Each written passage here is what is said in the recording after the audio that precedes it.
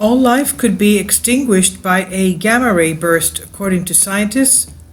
Despite the obvious doom and gloom associated with mass extinctions, they have a tendency to capture our imagination.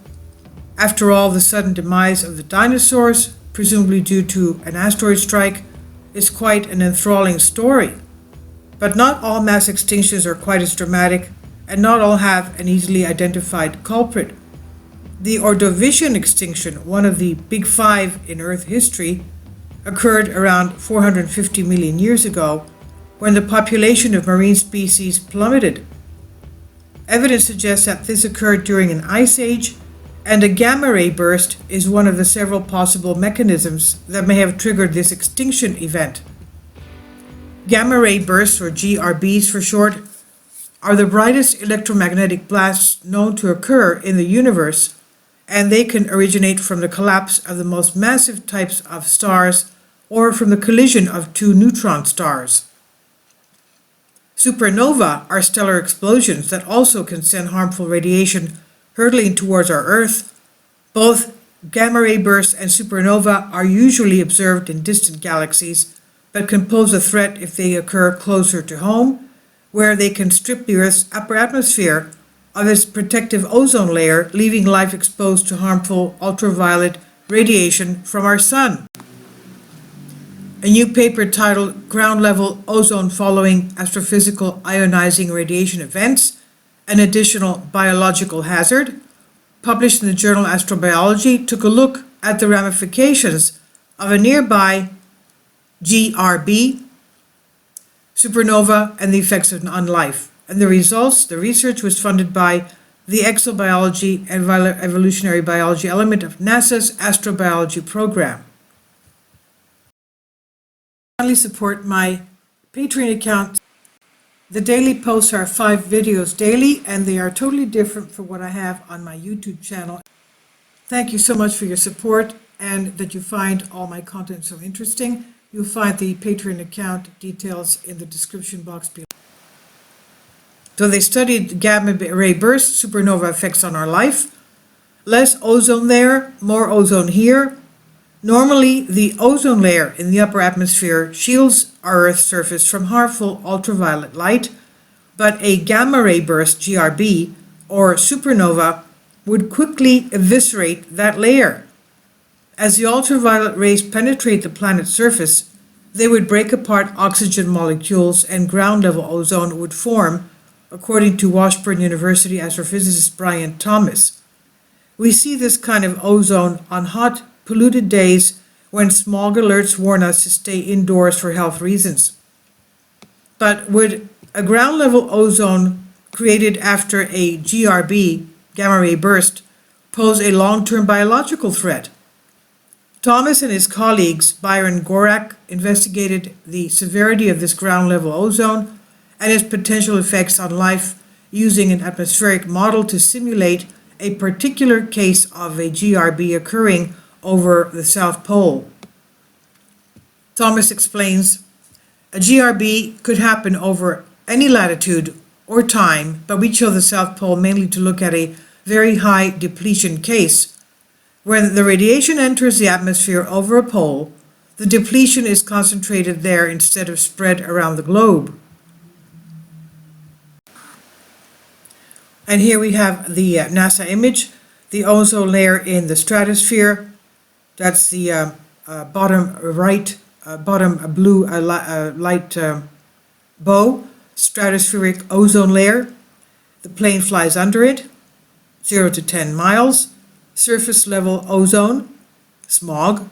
Okay, so the ozone layer in the stratosphere blocks harmful UV radiation from reaching the surface of our Earth. A gamma ray burst would deplete the ozone layer, allowing ultraviolet radiation through. And you can see the stratosphere up there and the various rays coming through. Now, Thomas and his team of researchers used computer models to determine that the amount of ozone present in the lower atmosphere following a gamma ray burst concentrated on the South Pole is about 10 parts per billion ppb, and this amount varies with the seasons. However, it takes at least 30 parts per billion of ozone to increase the risk of death due to respiratory failure in humans, ground-level ozone can also damage plants by reducing chlorophyll production or killing the cells outright. But once again, there needs to be at least 30 parts per billion in the atmosphere before ozone becomes a risk to vegetation. Ozone is also water-soluble, which is particularly relevant to the Ordovician mass extinction, as most life at the time was marine life.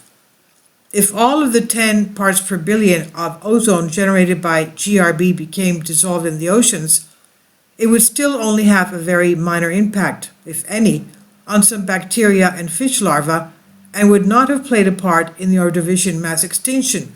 It's quite clear, therefore, that the gamma ray burst event alone does not cause the kind of elevated ground level ozone that's deadly to life.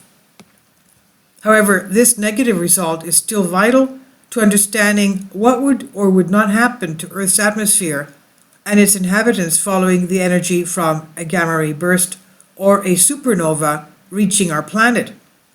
A gamma ray burst would deplete the ozone layer in the upper atmosphere, allowing harmful UV radiation to reach the ground and thus have dire consequences for life. However, the ground level ozone caused by the gamma ray burst would not be an additional hazard for life. Understanding what causes mass extinctions is also important for the search for life in the universe. Discovering a planet that ticks all the boxes for habitability may sound promising, but perhaps less so if a gamma ray burst or supernova recently occurred nearby. In the hunt for life, we also need to consider the possibility that any life that might have existed on a distant planet could already be extinct. This is by phys.org on Bended Reality. And energetics and beaming, we have, of course, a lot of information from recent satellites examining all this. The gamma ray bursts, immensely energetic explosions observed in distant galaxies, the brightest, most energetic electromagnetic events known to occur in the universe. So that's how dangerous they are. Bursts can last from 10 milliseconds to several hours, and after an initial flash of gamma rays, a longer-lived afterglow is usually emitted at longer wavelengths: X-rays, ultraviolet, optical, infrared, microwave, and radio waves. The intense radiation from most observed gamma ray bursts is thought to be released during a supernova or superluminous supernova as a high-mass star implodes to form a neutron star or a black hole.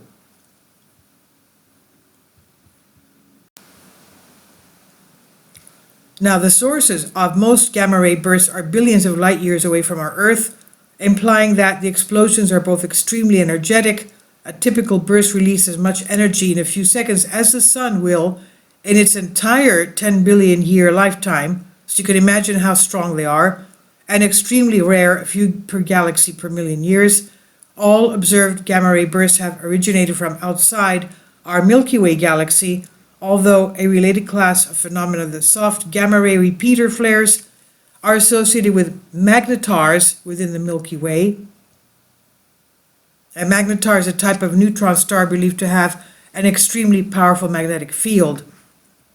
So it has been hypothesized that gamma ray bursts in the Milky Way, pointing directly towards our Earth, could cause a mass extinction event. An extinction event, the widespread rapid decrease, of course, in the biodiversity on Earth. Such an event is identified by a sharp change in the diversity and abundance of multicellular organisms, and it occurs when the rate of extinction increases with respect to the rate of speciation, according to Wikipedia.